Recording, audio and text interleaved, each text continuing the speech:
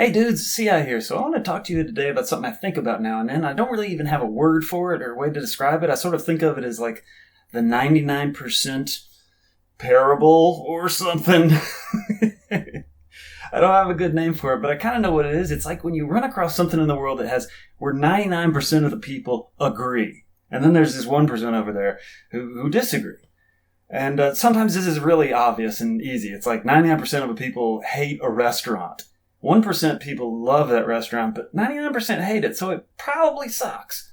Like if 99% of the people love a movie, 1% of the people hate it, they're going to tell you it's the worst movie ever, but it's just 1%. You can kind of ignore them, right? It's probably a good movie. So those are the easy ones. But then there's other things like let's say if you're at school and the teacher gives you a test and 99% of the people in class pass it and 1% fail. The problem is that 1%. The 1%, they just blew it. But then there's the opposite. Like if 99% of the people fail the test and only 1% pass it, well then the problem is not the students. The problem is the test.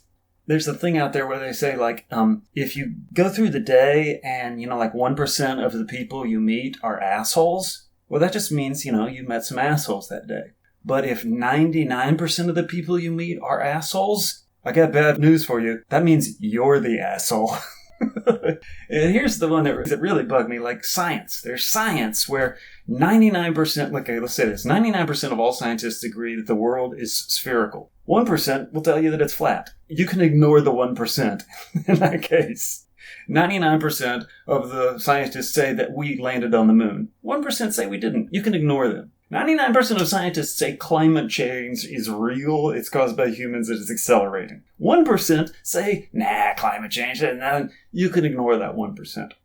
But there is a funny exception, and you gotta go back in history, the heliocentric exception. There was a time when 99% of the scientists believed that the sun went around the Earth. And then there was this 1% of scientists who came up and saying, no, actually we've done the math, and the Earth goes around the sun. Okay, so that's an exception, isn't it? In that case, the 1% was right. The Earth does go around the sun. It just took a while for that 99% to figure it out.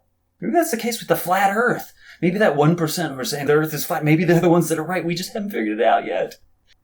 There's a common thing in the United States right now where 99% of the journalists say that something is happening, but then there's 1% who say that it's not actually happening, and there's a lot of people who believe that 1%.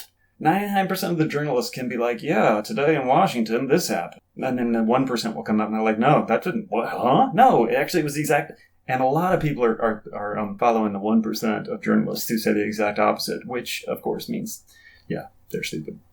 Unless this is a case of like the Earth going around the sun, in which case, I don't think it is, though. I think if 99% of the journalists are saying something, that probably means it's right. Sort of like if 99% of the people love a movie. I may come back to this next week.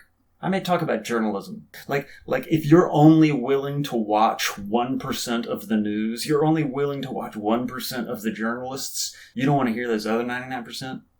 I may come back to this next week. Alright, until then, here I am with something I can't even describe, which might be called the 99% theory of something. I don't know. See you next week, guys.